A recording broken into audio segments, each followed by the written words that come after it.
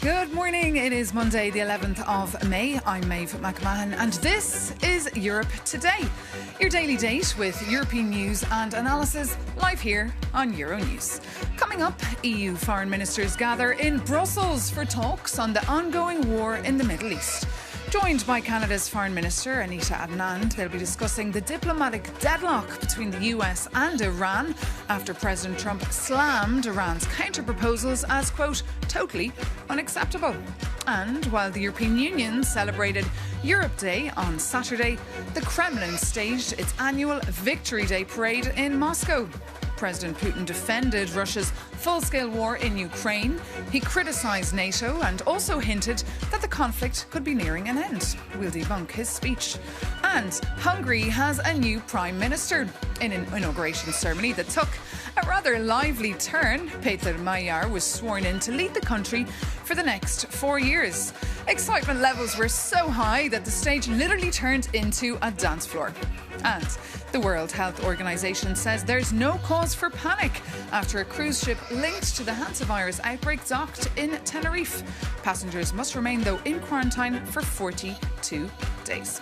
But foreign ministers are huddling, as I said, in Brussels today, just while Russia's Vladimir Putin has said he's ready to meet Ukraine's President Zelensky to discuss ending the full-scale war. For the latest, we can bring in now our Ukraine correspondent, Sasha Vakalina. Sasha, is there any evidence to back up this statement, what Putin said, that he's ready to end the war? None whatsoever, in a nutshell, because he also continued saying that he believes victory has always been Russia's and will always be. So probably what Vladimir Putin meant when he addressed the parade on the 9th of May was the way he sees the ending of his full-scale invasion of Ukraine has not changed. He still wants Russia to win there, which is also interesting given the fact that he actually gave that speech expressing that confidence that victory will be for Russia at the parade, which had no heavy military equipment in a very scaled down format. And also the parade, the ceasefire upon which was only possible thanks to Donald Trump. And tell me, was there anything new in this statement that he said apart from that? There were a couple of aspects. And first of all, there was the fact that Putin actually said that he would be willing somehow to meet Volodymyr Zelensky. This is the first time that he actually says that. And there are a few interesting things about it. First of all, even the fact that he admitted that he would be willing to do so, because for years now, Putin has not been even recognizing Zelensky as president of Ukraine. So that's already a new thing there. And also he said that the meeting could possibly take place in a third country. And this is indeed crucial. Now, Putin said a meeting in a third country is also possible, but only once final agreements have been reached on a peace treaty for a long-term historic perspective to take part in this event and sign treaty, but it must be a final step. Now, one of the countries that I would like to mention right now would be Azerbaijan, because on the 25th of April, Volodymyr Zelensky visited Azerbaijan, and standing there next to President Aliyev, he actually said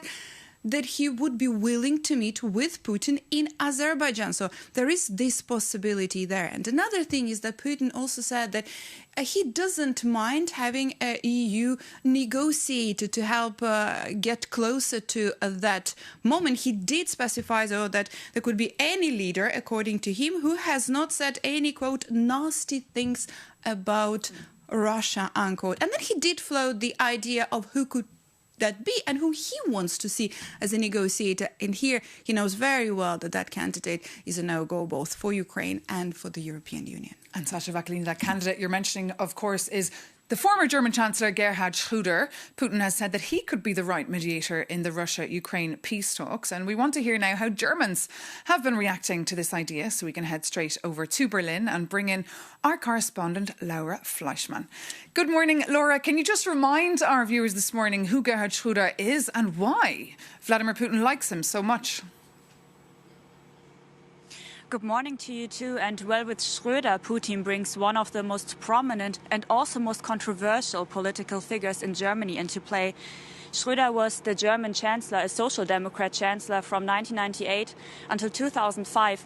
And the relationship, the friendship between Putin and Schröder goes way back. They've been friends even before his chancellorship. And during his time in office, they went to the sauna oftentimes together. This really shows how close they were. They visited each other's birthday parties, and Schröder also called Putin a flawless democrat. Some, however, called Schröder one of the most important lobbyists of Putin and Russia here in Europe. But what is even more interesting is what happened after Schröder's time in office. He started working for multiple Russian state energy companies such as Gazprom, Nord Stream 2, and also for Rosneft, which is now on the EU sanctions list. And he kept on defending his friendship with Putin, stating that it might end the war between Russia and Ukraine, and that he even tried to mediate between both parties. In 2022, he went to Istanbul and Moscow on his own without consulting the German government. However, this mediation attempt ended up failing. So it does come to no surprise that Russia and Putin are now floating the idea of Schröder potentially mediating. And what is even more interesting is the timing of this proposal. Just recently, the EU Council President Antonio Costa stated that there might come a time when the EU and Russia will need to talk directly, to engage directly. However, he quickly added that now is not the time. So against this backdrop, it seems that Putin tries to influence the EU and tries to put pressure on in order to decide who is sitting at the table and when. And Laura, what have the reactions been to this in Germany? Are people taking this seriously? Well, the short answer is not really. The German government immediately rejected the proposal, stating that the offer is a sham. And furthermore, they added that it is part of the hybrid strategy of Russia trying to further divide the European Union. And there is already some division taking place here in Germany. The SPD, the party of Gerhard Schröder, stated that one should at least be open to the idea of him being a mediator. That is what the Speaker of Foreign Relations of the SPD stated. But in the past, the former party co-president of the SPD stated that Schröder is not really a statesman anymore and that he is more of a businessman pursuing his business interests. But what is even more important is whether Ukraine would even accept Schröder as a potential mediator, which is, of course, unlikely, since Ukraine will likely not see Schröder as a neutral who serves both sides. So to summarize, Berlin sees this more as a political act and less as a genuine peace initiative.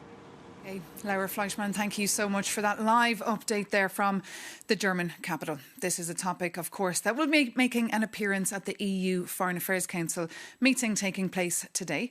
For the view now from the Swedish government, I'm joined now on set by Sweden's Minister for Foreign Affairs, Maria Malmer Stenergaard. Great to have you back with us here on Europe Today. Good morning. Thank you. Good morning. So you're hearing these reports this morning of Gerhard Schröder potentially mediating between Ukraine and Russia. Would you trust him? Well, I want to begin in another end. I think the main problem is that Russia is not really interested in peace. They are trying different maneuvers, but we need to keep our focus where it needs to be, and that is on increasing the pressure on Russia and increasing the support for Ukraine. So there's a lot more to be done, and these are things that will be discussed today. But yet Antonio Costa has been saying recently that it is perhaps time to talk to Russia. We're hearing names floated like Emmanuel Macron or Giorgia Meloni or Pedro Sanchez. Which person would you like to see? I'm not there yet. I think that sooner or later we will have to talk to Moscow, but since Putin is not really interested in any serious peace talks, then I think we should, like I said, focus on changing the calculus to make him interested in that. And then we will have a discussion about how the forms... So how do you change the calculus? That's the question. Yes. So we need to increase the pressure on Russia. There is a lot more to be done on sanctions. I need to see the full service maritime ban, and that is something that should be in a 21st sanctions package. And then we need to increase the support for Ukraine. I'm very pleased that we agreed upon the 90 billion euro loan, but this cannot be an excuse to do less bilaterally. So we need to continue to support Ukraine bilaterally and then add those 90 billions.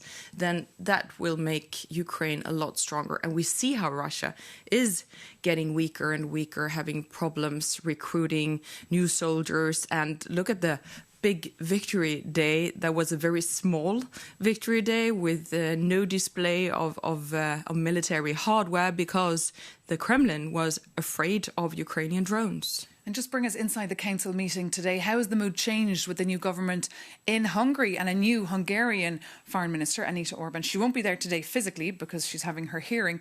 But of course, will things change now when it comes to Ukraine? Well, I think there are a lot of more smiles in the room nowadays, and better possibilities for Europe to be stronger and to act more swiftly, which is absolutely necessary, not only to help Ukraine, but also to make sure that the EU becomes a stronger Europolitical player, geopolitical player.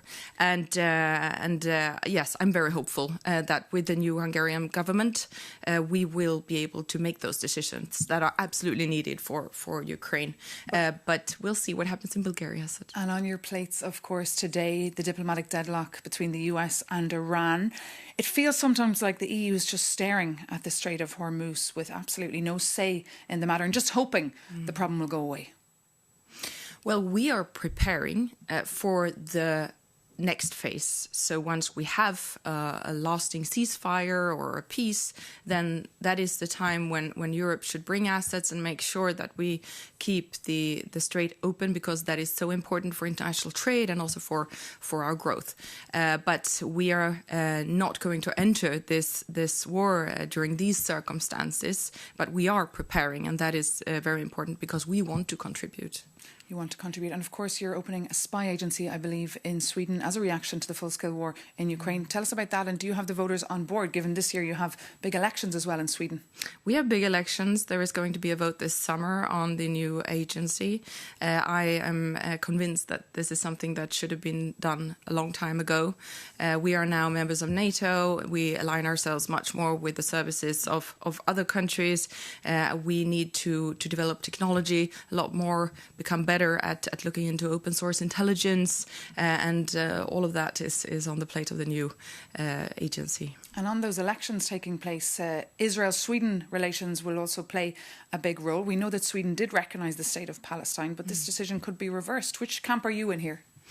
No, I think that we should not reverse that. I mean, we made our decision, and people should be able to trust our decisions when it comes to foreign policy. So I don't see that there will be a change in that regard. However, I see the necessity to put more pressure on Israel because we are so worried about the development in Gaza.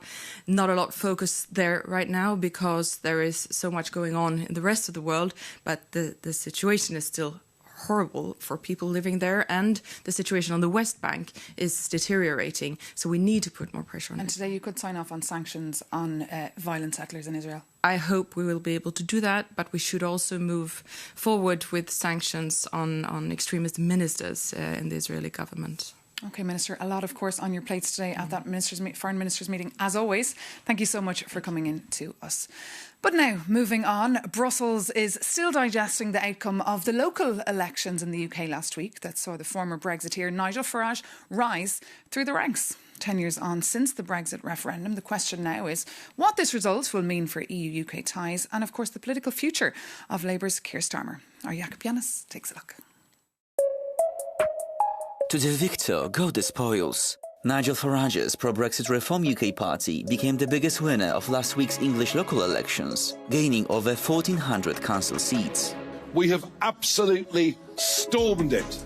These are historic results. And as they were mostly gained from Labour, all attention turned to its leader. And I take responsibility. When voters send a message like this, we must reflect and we must respond. But is his time in number 10 already on the clock? Despite a massive Westminster majority, last Thursday's local election battering has left Starmer on notice. And ironically, this majority makes him easier to criticise. His own party members feel safe breaking ranks because the government is not at immediate risk of falling. And ousting a Labour leader is much harder than a Tory.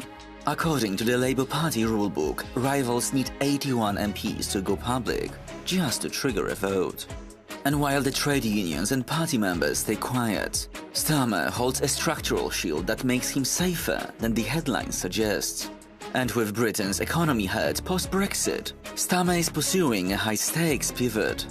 At a recent summit in Armenia, he opened talks to join the EU €90 billion loan for Ukraine.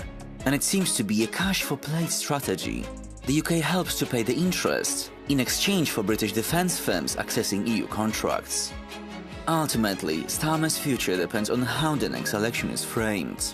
If the conversation stays on the economy and closer ties to the EU, he's more likely to stay in power because public sentiment on Brexit has soured. But if the framing shifts to migration, Nigel Farage and Reform UK hold the advantage. And for now, the English public is left to see whether his grand vision for the country can survive a stark reality of local politics.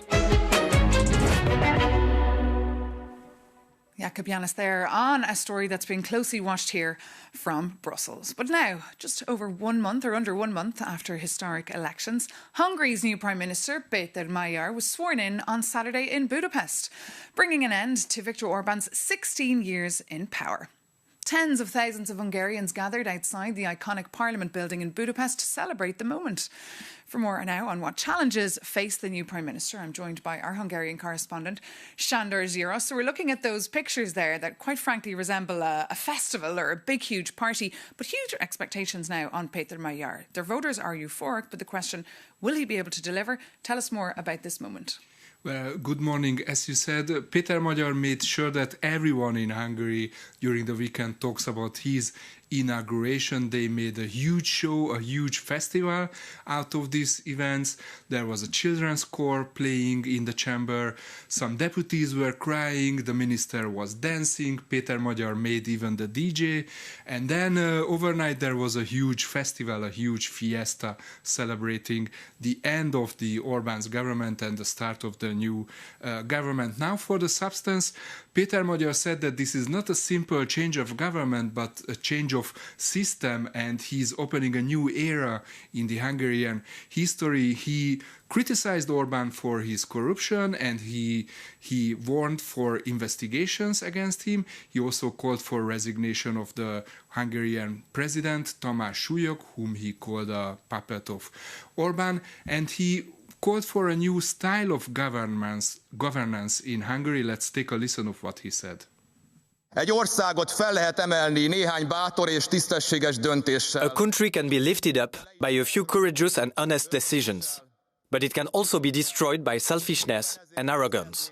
That is precisely what I would like to state clearly here, in the House of Hungarian Democracy and Constitutionalism, that I will not rule over Hungary. I will serve my country. Szolgálni fogom a hazámat. A very enthusiastic Péter Magyar there, the new Prime Minister of Hungary. But Sándor, what about Viktor Orbán? What is his legacy? He seems to have just disappeared from the political sphere. Exactly. He seems a little bit disappearing, and I feel like he's not taking this electoral defeat very lightly. So, for example, on Saturday, he was supposed to be in the parliament having his farewell speech and handing over the power in person to Péter Magyar, but he didn't show up. He's also not taking his parliamentary mandate, which is highly unusual and not traditional in many aspects.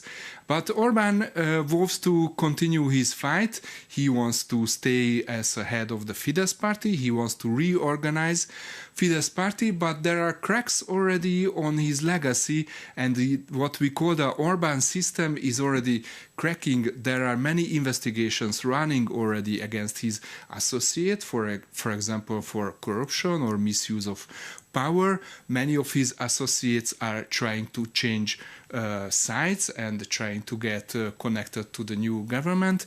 And what is really remarkable, Orbán's media machine is largely silenced. All of these pro-Orbánist voices in the Hungarian media are disappearing. Okay, Sándor Zsiros, thank you so much for those insights. And we can read, of course, longer reads from Sándor Zsiros on the challenges now facing Péter Magyar. But that does bring this Monday's edition of Europe Today to an end. Thank you so much for tuning in. Do reach out to us, drop us a line, tell us what you thought, or if you've any questions or comments, europetoday@euronews.com. That is our email address. Take care. Thanks again for watching, and see you very soon here on Euronews.